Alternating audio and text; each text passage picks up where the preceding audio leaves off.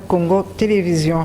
La haute cour militaire siégeant au second degré sur le double assassinat des défenseurs des droits de l'homme Floribert Chebeya et Fidel Bazana va se prononcer le mercredi prochain sous la comparution de l'ancien président Joseph Kabila et d'autres personnalités citées par le policier Paul Milambwe poursuivi pour désertion. Cette exception a été soulevée par les avocats des partis civils au cours de l'audience foraine de ce mercredi 12 janvier à la maison militaire de Ndolo. Suivez à ce sujet Maître Richard Bondo, coordonnateur des partis civils, joint au téléphone par Gisèle Etoko. Oui, c'est moi-même qui ai posé le problème à la Cour parce que moi, dans le souci d'un débat judiciaire contradictoire, M. Kabila peut venir pas comme prévenu, mais il vient contre, disons, donner sa version des faits par rapport à ce que Moulambwe a dit. Et c'est comme ça que j'ai demandé au nom du débat contradictoire que M. Kabila et tout ce que Moulambwe et Mugabo ont cité viennent au moins témoigner devant la Cour parce qu'il y a des zones d'ombre. Nous voulons un procès équitable. Il n'est équitable que si la lumière éclaire la lanterne des juges. L'avocat titulaire de la voix des sans-voix, c'est moi. C'est pour cela que dans la salle, le président de la voix des sans-voix l'a désavoué. Et c'est ma question sur l'audition de ces témoins qui est en délibéré devant la Cour et nous aurons la réponse mercredi prochain. Kabila, Bondé, tous même les gens de l'ANER qui étaient cités pourront comparaître pour donner leur version des faits. La loi que lui-même a promulguée le 26 août 2018, donc 4 mois, le 26 juillet 2018, 4 mois avant son départ, article 4 et article 5, lui prescrivent le devoir de civisme, de patriotisme et de loyauté aux institutions de la République, à l'État et au peuple. Mais le problème, c'est que les gens, chez nous, on doit appliquer la loi. La loi là que lui-même a promulguée, ces articles 4 et 5 lui prescrivent des devoirs de civisme, de patriotisme et de loyauté. Et puis la Direction générale de l'Office des voiries et drainage OVD a organisé ce mercredi un point de presse centré sur les rumeurs d'un prétendu détournement de 7 millions de dollars américains relatif à la mise en œuvre du projet Tshile-Gelou. Le DG de cet établissement public, Victor Toumba, a répondu à toutes les préoccupations des chevaliers de la plume quant à ce reportage. Je crois, dans un premier temps, nous apprécions le travail de contrôle qui est en train d'être fait par l'IGF.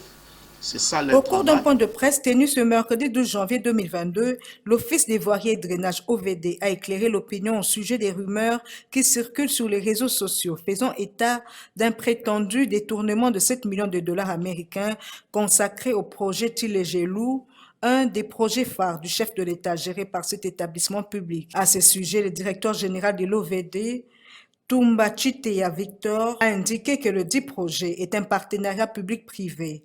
Il a par ailleurs élevé les différentes étapes qui ont concouru à sa mise en œuvre. Nous sommes dans un marché à préfinancement et que le caractère préfinancement doit ressortir. Les gens avaient peur de tomber dans ce qu'on a connu dans 100 jours, c'est le projet Soko.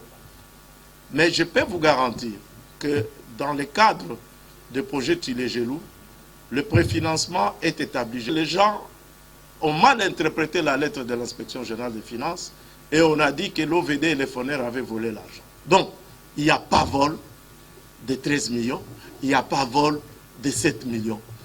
Les 7 millions viennent d'où?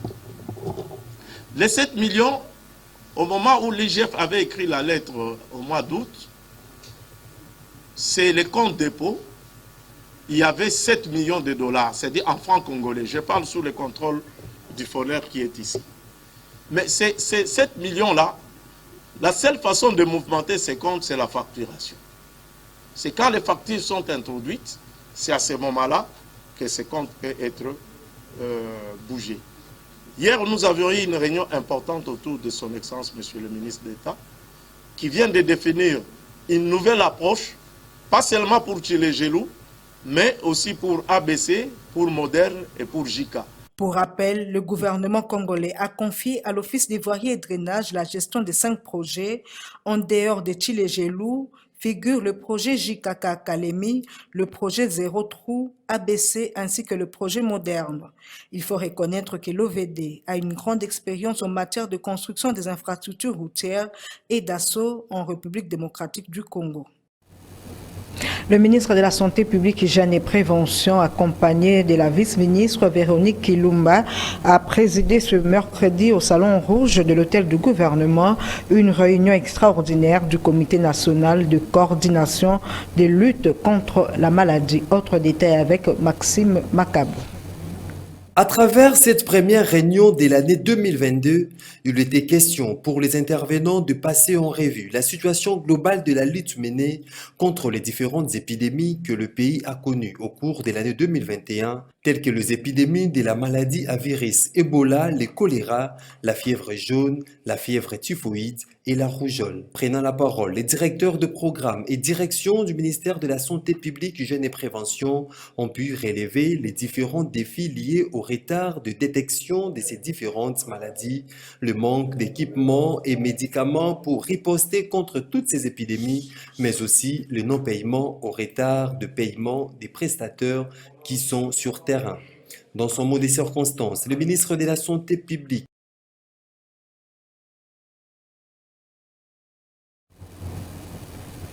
Le docteur Dieudonné Mwamba, directeur de la direction de lutte contre les maladies, a au cours d'une interview accordée à la presse salué cette rencontre qui s'inscrit dans le cadre de l'évaluation de la situation sanitaire sous sa direction. Suivez.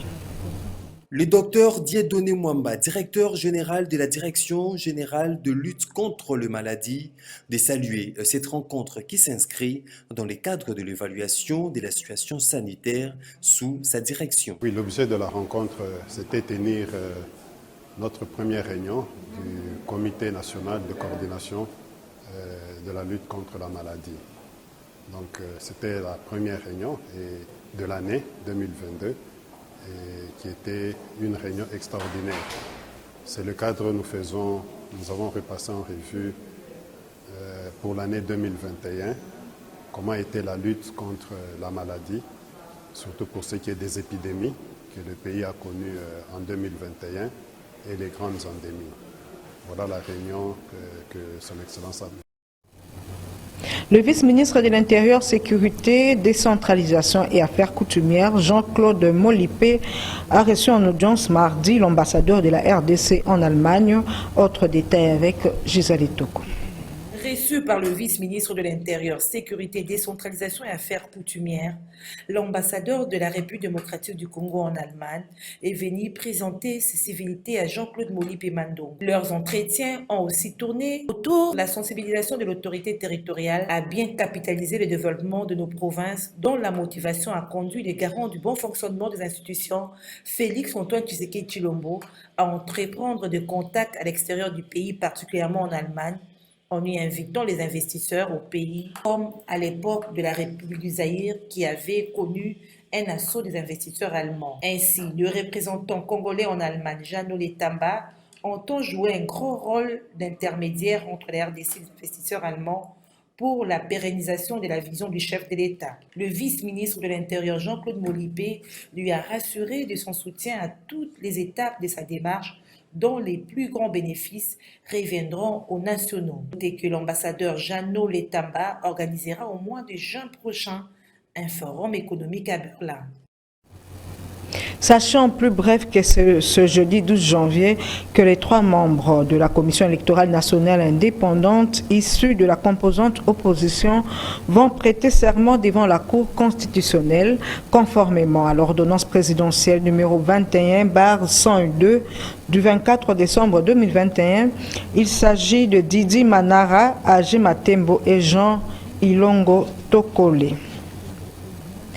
Des réactions continuent de tomber au sujet de la déclaration du ministre de la Recherche scientifique selon laquelle le chef de l'État est entouré des voleurs.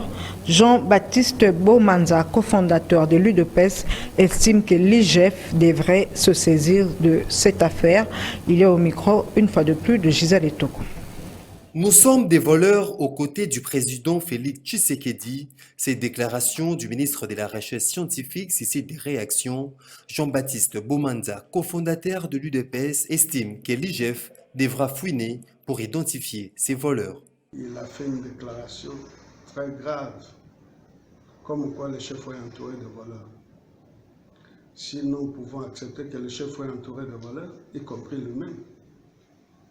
Donc, nous, notre souci est qu'il nous cite nommément ces voleurs-là. Et après, que le chef puisse demander à l'IGF de fouiner pour savoir qui sont ces voleurs. Vous savez qu'une telle déclaration est une déclaration d'une extrême gravité. En principe, après cette déclaration-là, lui devait rendre son tablier. C'est-à-dire qu'il devait démissionner. Si lui n'est pas voleur, il devait démissionner en disant non, moi je quitte cette équipe-là parce que moi je ne suis pas voleur. Mais le fait d'avoir seulement déclaré et de se taire après, il y a un goût sous roche. Nous pensons que l'IGF doit vérifier cette affaire-là pour qu'il nous dise exactement à quoi ça retourne. Ça, c'est une façon de jeter en pâture un régime. C'est une façon de pouvoir dire au monde que ici, chez nous, il n'y a que des voleurs. Ce n'est pas normal. Et puis au niveau même du gouvernement, le chef du gouvernement devait l'interpeller aussi. Apparemment, je n'entends rien. Depuis qu'il a lancé sa phrase-là, c'est un calme profond. Au niveau officiel, il n'y a pas de réaction. Peut-être que d'ici là, il y aura des réactions, mais c'est une déclaration qui discrédite le gouvernement de la République.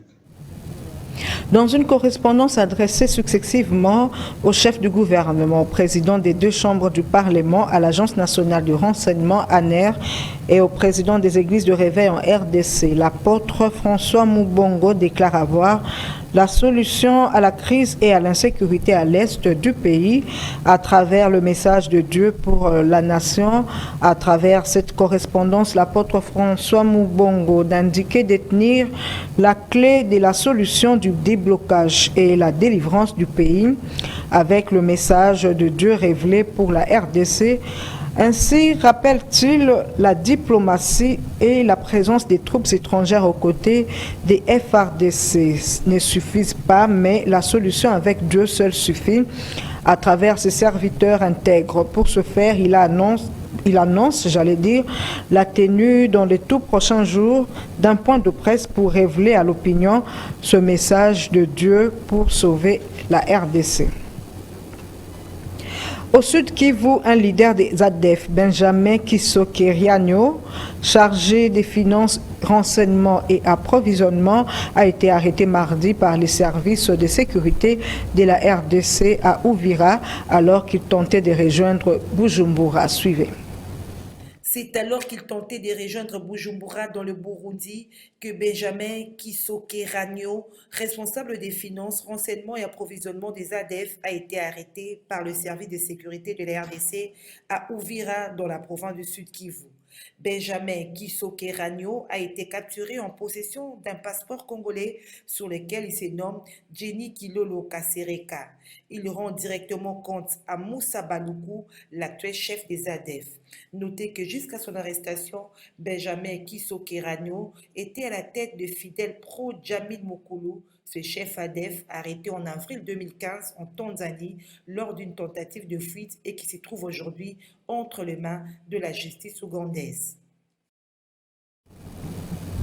Plusieurs sujets rwandais fuyant la vaccination forcée contre la Covid-19 dans leur pays s'installent clandestinement dans le territoire d'Idjwi au sud Kivu depuis environ une semaine.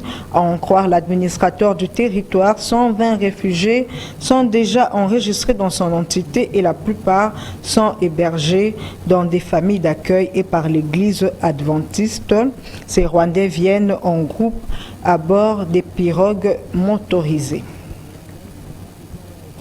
Dans la province du Nord Ubangi, faute de liquidité dans la banque, la Caritas Développement Molekbe se trouve dans l'incapacité de payer les enseignants de 4 territoires du Nord Ubangi pour le mois de décembre 2021, comme nous dit dans ce reportage notre correspondant sur place, Didier Doutimo.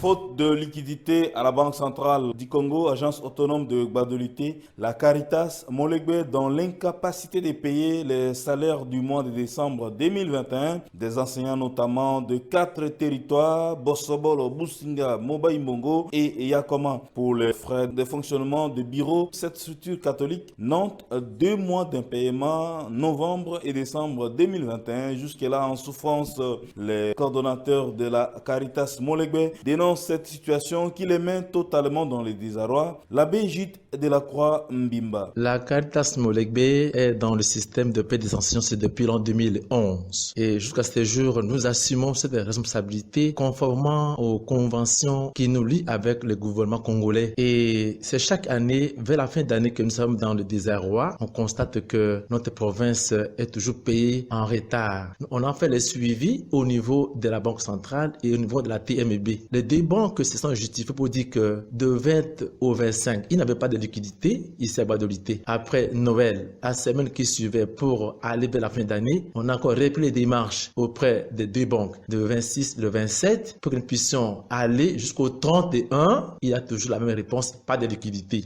Jusqu'au 31 à midi, il n'avait pas de liquidité dans la banque centrale de Gbadolité. C'est ainsi qu'on n'a pas payé les enseignants pour le mois de décembre l'an 2021 et pour les fins de fonctionnement, tout cela n'a pas été régularisé. Voilà qu'on a passé les détentes du 1er au 10. Aujourd'hui, les enseignants ont fait la reprise des classes, mais ils ne sont pas payés. C'est pourquoi nous, on regrette et on dénonce ce fait que nous sommes sacrifiés. Les enseignants ont les enfants. Ils ont aussi des problèmes sociaux à résoudre. Et on m'appelle partout pour savoir pourquoi on n'a pas payé. La raison, les deux banques ont dit qu'il n'y a pas de liquidité. Voilà un peu la responsabilité des banques et par rapport à nous, Caritas, comme partenaire, nous on dénonce cela. Et on prend part des enseignants qui sont aussi bénéficiaires de ces projets de paix des enseignants. Situation qui doit donc interpeller les autorités compétentes basées à Kinshasa. Gbadolité, Didier Doutimo, CCTV Ralik. Autre chose, le prix Nobel de la paix, le docteur Denis Mukwege a reçu le titre de docteur honoris causa des membres de l'Académie de médecine française, une marque d'estime et de respect pour le travail et l'engagement dans la lutte contre les violences sexuelles. Regardez. C'est pour le travail et l'engagement dans la lutte contre les violences sexuelles que le docteur et prix Nobel de la paix, Denis Mukwege, a reçu le titre de membre honoris causa de l'Académie de médecine de France, une marque d'estime et de respect. Il s'agit en effet de l'une des plus prestigieuses distinctions décernées par les universités françaises pour honorer des personnalités des nationalités étrangères en raison des services éminents rendus aux sciences, aux lettres ou aux arts à la France ou à l'université. Ainsi, dans son discours, le docteur Mukwege est revenu sur l'attaque de l'hôpital de Lemera en 1996 dans le sud Kivu. Occasion pour lui de détailler comment le viol est utilisé comme arme de guerre dans l'est de la RDC et décrire les atrocités subies par les victimes de la très grande majorité de femmes de tout âge. En tant que médecin engagé, Denis Mukwege a interpellé ses pairs, rappelant que le rôle du médecin ne doit pas toujours se limiter à soigner les conséquences de la violence. Notre responsabilité ne peut pas se limiter à soigner ces blessures. Nous devons traiter les causes profondes. Telle est la raison pour laquelle le médecin que je suis est devenu un défenseur des droits humains des femmes. Il est impératif et faire évoluer les mentalités au sein de l'ensemble de la société et de lutter contre l'impunité. Car les violences sexuelles liées au conflit ne sont que l'expression patente des violences commises de façon latente en temps de paix. L'un des outils les plus importants, c'est l'éducation. Nous devons initier nos enfants à la masculinité positive pour engendrer une nouvelle génération d'égalité. Arrivé ce mercredi 2 janvier dans la capitale Kinshasa de la dépouille mortelle de l'artiste musicien des FAO, de son vrai nom Lulendo Matumona, en provenance de Douala au Cameroun, où il était décédé le 27 décembre 2021. La dépouille du défunt est gardée provisoirement à la morgue de l'hôpital du Cinquantenaire avant les cérémonies funéraires qui seront organisées au Musée national de la RDC. Nous y reviendrons. Fin de cette édition du journal sur Canal Congo Télévision. Vous retrouverez demain jeudi Gisèle Etoko à la présentation de la grande édition de